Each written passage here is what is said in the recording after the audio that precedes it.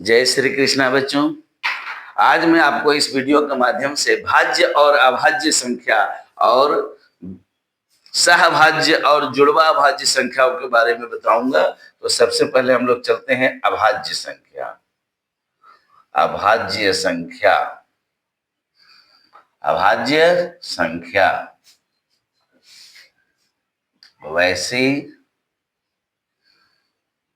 प्राकृत संख्याएं, वैसी प्राकृत संख्याएं जिनके केवल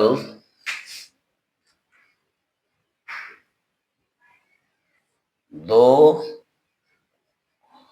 गुणनखंड हो, जिनके केवल दो गुणनखंड हो,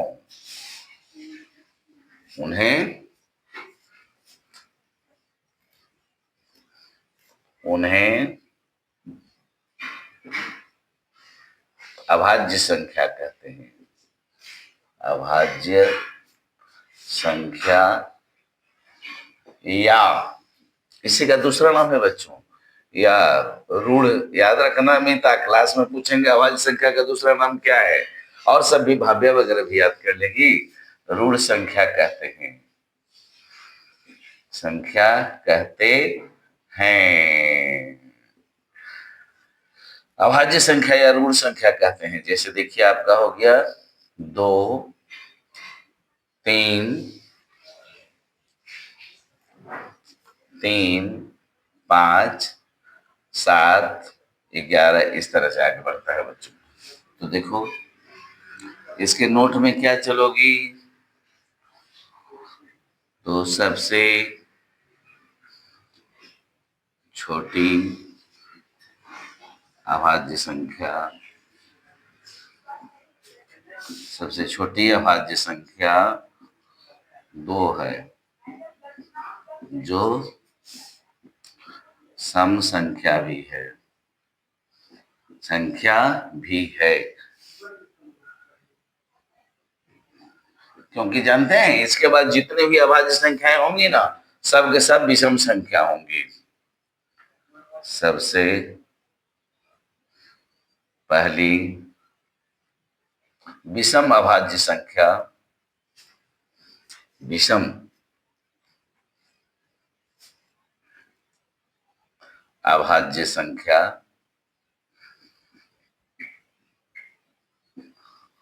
3 है। ठीक है बच्चों, तो ये देख रहे थे आप अभाज्य संख्या। अब हम लोग चलते हैं भाज्य संख्या। भाज्य संख्या, भाज्य संख्या इसका दूसरा नाम भी है बच्चों यौगिक संख्या। यौगिक संख्या, भाज्य संख्या, भाज्य संख्या का दूसरा नाम यौगिक संख्या भी है। वैसी संख्या, वैसी प्राकृत संख्याएं, याद रखिएगा, वैसी प्राकृत संख्याएं, वैसी प्राकृत संख्याएं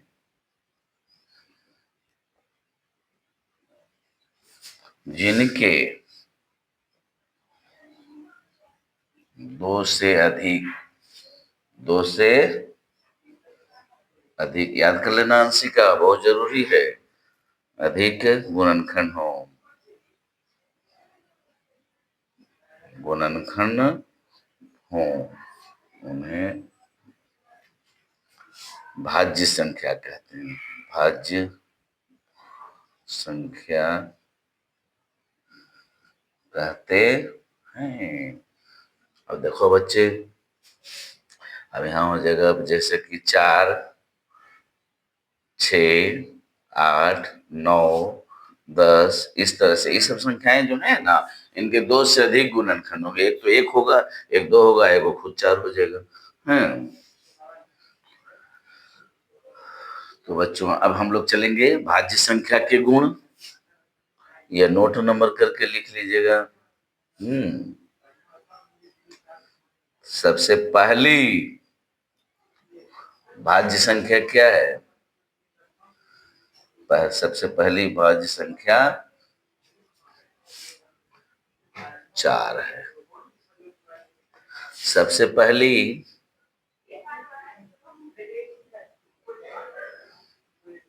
विषम भाज्य संख्या क्या है बच्चों? विषम भाज्य संख्या, विषम भाज्य संख्या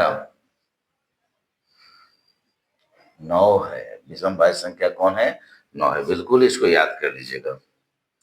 ये 7 से लेकर आपको 10 तक सब जगह एग्जाम में जो है ना ऑब्जेक्टिव के रूप में सब जगह पूछेगा, इसको बिल्कुल ध्यान में रखना है। ठीक है बच्चों, तो अभी हम देख रहे थे अभाज्य संख्या, भाज्य संख्या।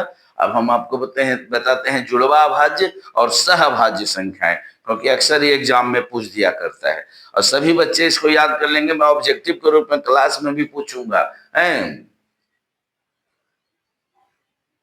ठीक है, अभी इतना लिखिए, फिर आगे हम बताते हैं आपको। ठीक, तो बच्चों अब हम लोग देखते हैं जुड़वा अभाज्य संख्याएं। जुड़वा जुड़वा अभाज्य संख्याएं, अभाज्य संख्याएं, ये सब देखने में बहुत आसान लगता है बच्चों, लेकिन अक्सर परीक्षाएं पूछ देता है और बच्चे कंफ्यूज हो जाते हैं। इससे सभी बच्चे इसको याद कर लेंगे। जुड़वा अभाज्य संख्याएं वैसी अभाज्य संख्याएं, वैसी अभाज्य संख्याएं, वैसी अभाज्य संख्याएं जिनके बीच 2 का अंतर रहता है, जिनके बीच 2 का अंतर रहता है, 2 का अंतर रहता है, उन्हें जुड़वा अभाज्य संख्याएं कहते हैं। जुड़वा अभाज्य संख्याएं कहते हैं। जैसे देखिए आपको हो गया 3, 5, देख रहे हैं, फिर हो गया आपको 5, 7, 11, 13। इसी तरह से और भी अगर आप लोग को मिलेगा तो लिखिएगा, जैसे 17 हो गया, 19 हो गया,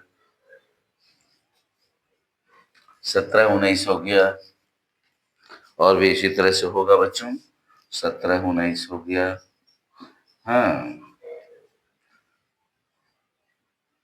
41, 43 हो गया, 29, 31 हो गया, और भी इसी तरह से आप लोग देख लीजिएगा। ये सब जुड़वा अभाज्य संख्या है, इनके बीच 2 का अंतर रहता है।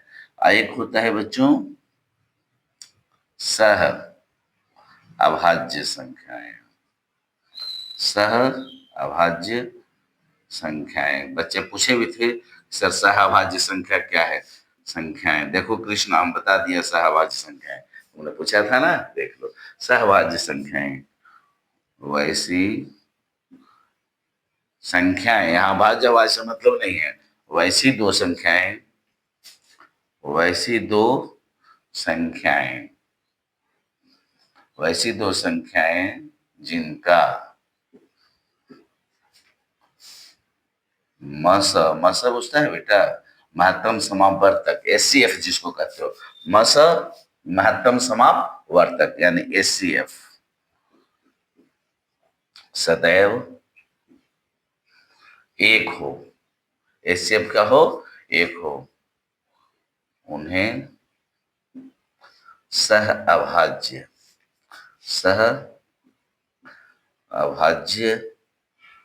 संख्याएं कहते हैं। जैसे बच्चों आपने ले लिया 4, 5, आपने ले लिया 15, 16, या ऐसे भी अलग भी ले सकते हैं। एगो 15 ले लिए, अब मान लीजिए एगो हमने ले लिया 26। देखिए 7 में अलग अलग है, लेकिन दोनों का एचसीएफ निकालोगे तो 1 आएगा, इसलिए ये हो जाएगी सह अभाज्य संख्याएं, सह अभाज्य संख्याएं। और इसी का एक नाम और है असहभाज्य संख्या, असहभाज्य, चाहे सह अभाज्य कहिए चाहे ये असहभाज्य संख्याएं कहिए, दोनों में कोई फर्क नहीं है बच्चों, दोनों एक ही चीज है।